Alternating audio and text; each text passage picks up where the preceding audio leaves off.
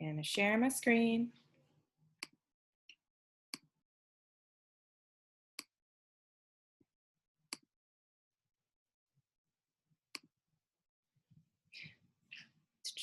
Put you guys down here on the bottom. All right, here we go. The second great story or great lesson.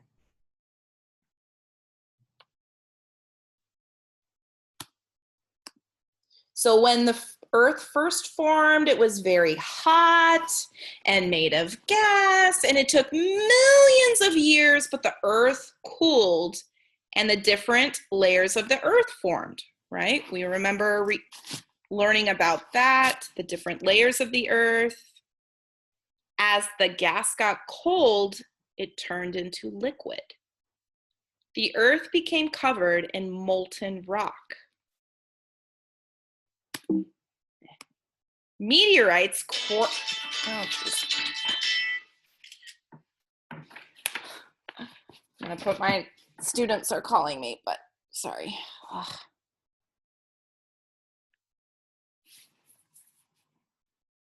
So, meteorites crashed into the Earth, and there were many active or exploding volcanoes. The Earth's sky was so full of gas that it looked red.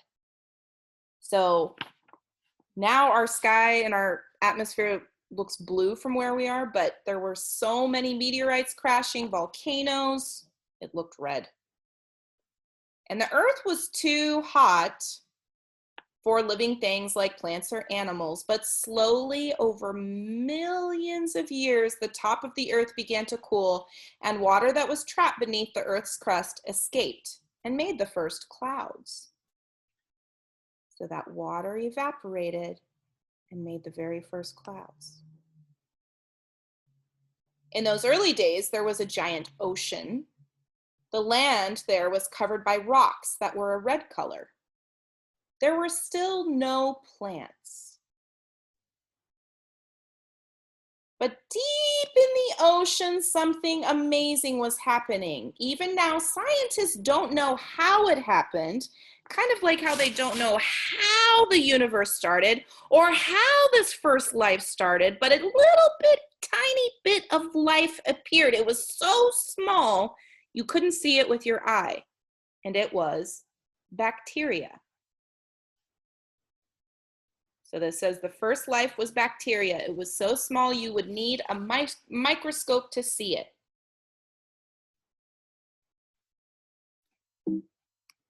So after millions of years, a special bacteria called blue-green algae began to live in the shallow parts of the ocean.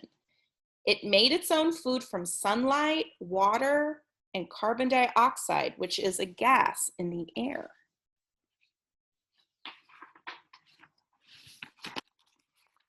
The blue-green algae made food and created a new gas.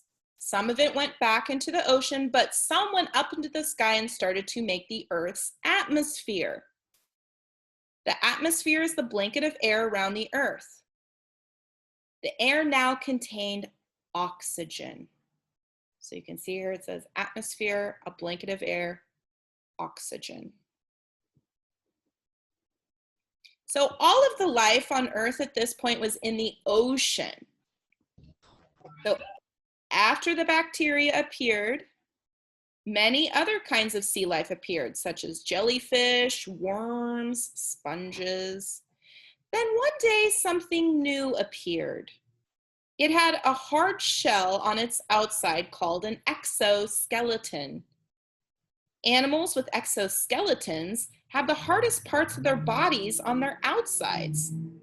Some are tiny, some were as big as you, and these were called trilobites.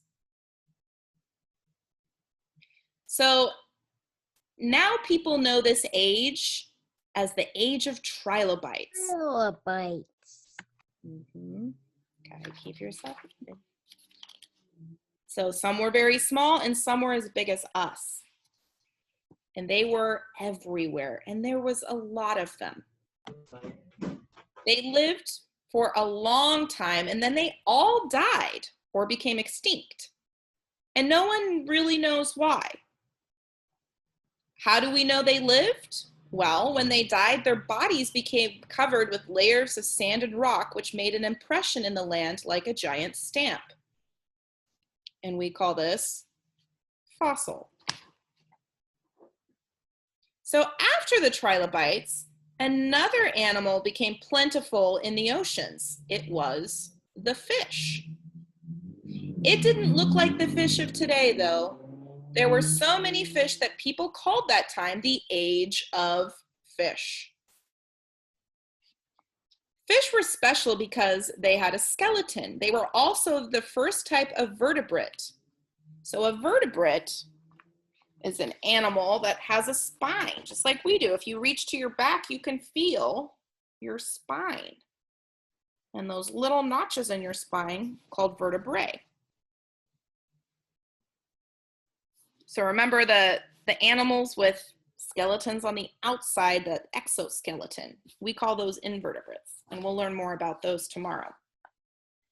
About that time, something else happened. Some of the algae that had been living in the water gripped onto the land, making the first plants. So the very first plants. Many kind of plants began to live on Earth, and new life started to appear all over the Earth. Something else new appeared. It was a very small animal. It had an exoskeleton, a head, a thorax, which is the middle, an abdomen, and 6 legs. It had big eyes and antennae. It was an invertebrate, so it didn't have a backbone. It could fly. It was an insect. Around the time that insects appeared, something else came onto the land. It was a fish with huge legs, and over a long time, those fins turned into stumpy little legs and moved onto the land. And it was an amphibian.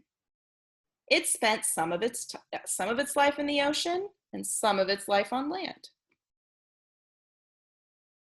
Not only was there a change on the land, but also in how the land was arranged. The land had broken into 2 big pieces called continents. One day, there was a big bang. The continents bumped into each other and made one huge continent. Because of the big crash, the continents got messy at the edges. The mess made a mountain range in what is now Russia. Also around then, a very special green plant became plentiful. It was a fern. It had spores on the bottom of its leaves. Spores were like little seeds, and the ferns grow into huge fern forests. And when the ferns died, new ferns grew on top of them. And this happened many times over years and thousands of years. And this is how soil was made. As even more ferns piled up, the bottom set of the ferns became packed in tight and turned into a black rock called coal, which is used today for heat and energy. So all that time, the age of ferns, all those ferns were very important because it turned into soil and coal, and we use those things for energy today.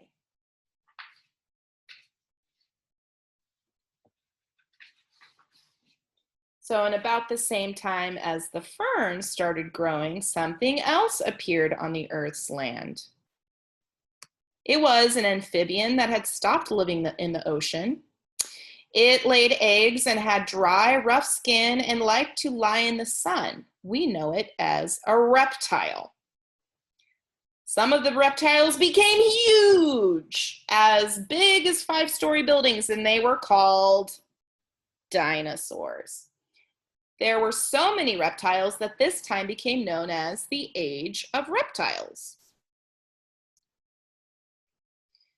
So dinosaurs ruled the earth for millions of years, but then they disappeared. Most scientists believe that a giant rock called a meteorite crashed into the earth and caused so much dust that it blocked out the sun, killing the plants and the dinosaurs. Again, that's something we don't really know what happened, but the dinosaurs became extinct. So even though so many things died, life continued. Some scientists believe that the only animals that survived were the ones that ate rotting plants. After the dust cleared, there became more life on Earth. One of the new living things was a conifer. Conifers are a type of tree. You might have seen a pine tree before. That's a type of conifer. Another new and beautiful thing began to appear at this time. Flowers.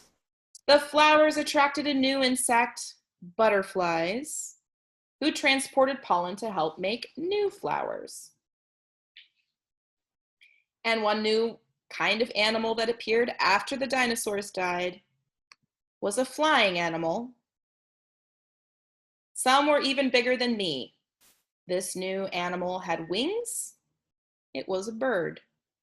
Some scientists think that birds developed from large flying reptiles.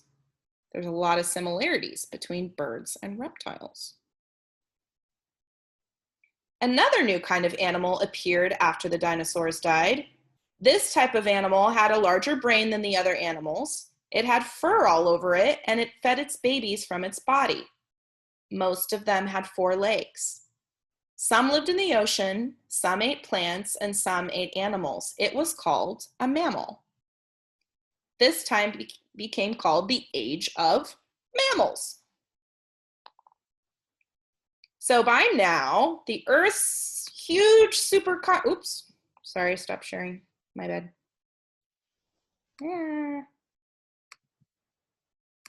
wrong button, there we go. So the Earth's huge supercontinent had split into 2 pieces, one at the top of the world, which is now called Laurasia, and one at the bottom called Gondwanaland. So here you can see on the left is Laurasia and Gondwanaland. This is why some living things can only be found on certain continents. And you can see here how it, like if the continents were pushed together. So Laurasia would be North America and Europe and Asia together. And then Gondwanaland would be Africa, South America, Antarctica, and Australia. So the living things on the Earth live together in harmony, each helping each other in some way. There were many changes to Earth. Living things came and went. There was one more animal that hadn't arrived yet. Does anybody know what kind of animal? Anybody want to guess? The humans. The human, yes. But we will hear more about the human another time. The end. So that is the second great lesson. You will have in the Google Classroom, so after this, I'll stop the recording, I'll put the recording up. There is a Padlet I made. Let me show you guys the Padlet real quick. About the vocabulary, we heard lots of different words during this lesson. So you can explore that, and there's a choice board if you want to do your follow-up work over the vocabulary, or there will be another choice board. A choice board is just a place with lots of choices, lots of ideas for work. And I'll show you what a choice board looks like. So here. Okay, so here is our Padlet for the vocabulary for coming of life. Oh, somebody added that, I don't know.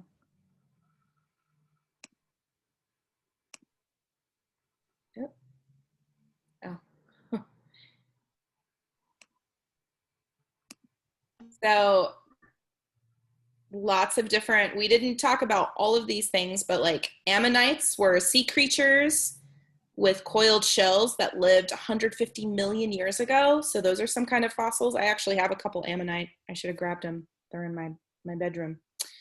But maybe you want to explore these different vocabulary, and then this is what a choice board looks like.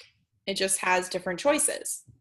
So for vocabulary, you could pick 3 words, draw a picture to describe each word.